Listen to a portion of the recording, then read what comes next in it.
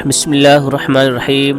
دیوار قہقہا بر اعظم یورپ کو تو تم جانتے ہوگے۔ اس کے جنوبی مغربی گوشے پر اندلس نام کا ایک ملک تھا جس کو موسیٰ بن نصیر اور ان کے غلام جنرل طارق بن زیاد نے اموی بادشاہ ولید بن عبد الملک کے دور حکومت میں سنہ 94 ہجری میں فتح کیا تھا۔ ولید بادشاہ کی طرف سے موسیٰ بن نصیر شمالی مغربی افریقہ کے والی تھے۔ جب اندلس فتح ہوا تو اس کے بھی والی موسیٰ بن نصیر ہی رہے۔ اندلس پر تقریباً 800 برس تک مسلمانوں کی حکومت رہی ہے۔ پھر یہ ملک نصرانیوں کے قبضے میں پہنچ کر 2 حصوں میں بٹ گیا۔ ایک حصے کا نام اسپین اور دوسرے حصے کا نام پرتگال ہے۔ یورپ کے موجودہ نقشے میں جہاں اسپین اور پرتگال دکھایا جاتا ہے وہی پرانے زمانے کا اندلس ہے۔ کہا جاتا ہے کہ اندلس کے مغربی میدانوں میں بحر ظلمات کے قریب جناتوں نے حضرت سلیمان علیہ السلام کے لیے تانبے کا ایک شہر بنایا تھا جس کو عربی میں مدینۃ النحاس اور عام بول چال میں دیوار قہقہا کہتے ہیں۔ جناتوں کا بنایا ہوا یہ شہر بڑا عجیب و غریب ہے۔ اس کی فصیل یعنی شہر پناہ تانبے کی ایک بہت چوڑی بلند دیوار ہے جو شہر کو چاروں طرف سے گھیرے ہے۔ جب اس انوکھے شہر کی خبر ولید بادشاہ تک پہنچی تو اس نے اپنے مغربی عامل موسیٰ بن نصیر کو لکھا کہ تم دیوار قہقہا کے بارے میں حالات معلوم کر کے میرے پاس بھیجو۔ شاہی فرمان پہنچنے پر امیر موسیٰ نے بڑے بڑے عالم فاضل حضرات کو جمع کیا جو قدیم زبانوں اور تحریروں کے ماہر تھے، اور پھر ایک لشکر تیار کیا اور سب کو ساتھ لے کر مدینۃ النحاس کی طرف کوچ کر دیا۔ دشوار گزار جنگلوں پہاڑوں کو طے کرتے ہوئے 40ویں دن امیر موسیٰ ایک وسیع میدان میں پہنچے جہاں بہت سے چشمے لہلہاتے سبززار اور رنگ برنگ کے بوٹے تھے اور جہاں سے مدینۃ النحاس کا قلعہ نظر آ رہا تھا۔ انہوں نے اسی میدان میں فوج کو پڑاؤ ڈالنے کا حکم دیا۔ سپاہیوں نے حکم کی تعمیل کی اور ہر طرف کیمپ اور خیمے تان دیے۔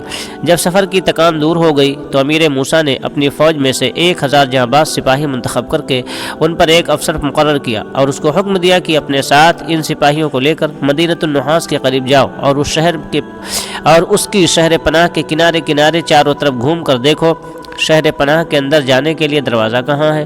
وہ افسر 1000 کا دستہ لے کر شہر پناہ کے قریب پہنچا اور اس کے کنارے کنارے گھوم کر 6 دن میں چکر پورا کیا لیکن اسے کہیں دروازہ دکھائی نہ پڑا۔ 7ویں دن وہ امیر موسیٰ کی خدمت میں واپس آیا اور بتایا کہ میں نے شہر پناہ کے چاروں طرف کا مکمل چکر لگایا ہے مگر دروازہ کا کہیں پتہ و نشان نہیں ملا۔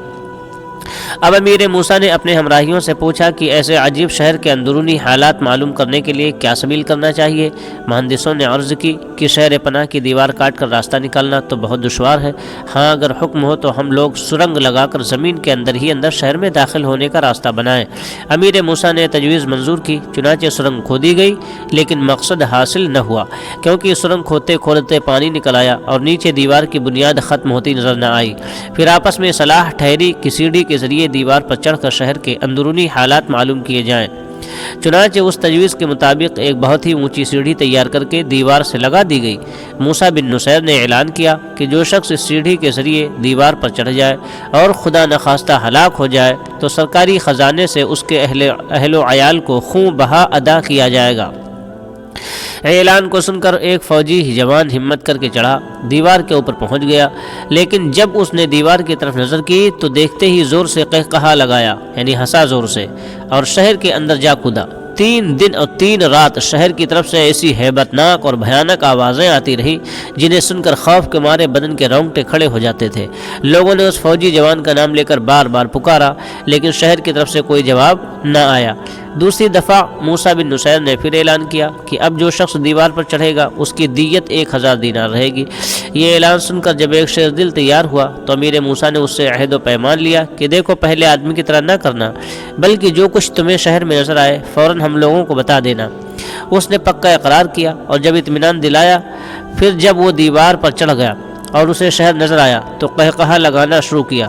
ادھر لشکر والے چیخ چیخ کر اسے آوازیں دینے لگے لیکن اس نے ایک نہ سنی۔ قہقہا لگاتے اور تالیاں بجاتے وہ شہر کے اندر کود پڑا۔ اب کی مرتبہ پہلے سے بھی بڑھ کر مہیب صدائیں آتی رہیں۔ تیسری دفعہ امیر موسیٰ نے دیوار پر چڑھنے کے لیے 2000 دینار کی دیت متعین کی۔ ایک شیر مرد نکلا، اس نے کہا میں چڑھتا ہوں لیکن میری کمر میں ایک مضبوط رسہ باندھ دیا جائے تاکہ جب میں شہر کے اندر کودنے کی تیاری کروں تو نیچے سے رسے کو کھینچ لیا جائے۔ شاید اس صورت میں کامیابی حاصل ہو۔ پھر جب وہ شیر مرد دیوار کے اوپر پہنچا اور اسے شہر نظر آیا تو قہقہا لگاتے ہوئے اس نے بھی شہر کی طرف کودنے کا ارادہ کیا۔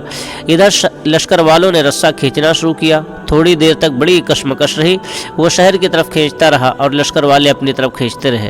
اس کھینچا تانی میں اس کا آدھا جسم شہر کے اندر جا گرا اور باقی جسم لشکر والوں کی طرف آ گیا۔ یہ آخری کوشش تھی جو امیر موسیٰ نے حالات معلوم کرنے کے لیے انجام دی۔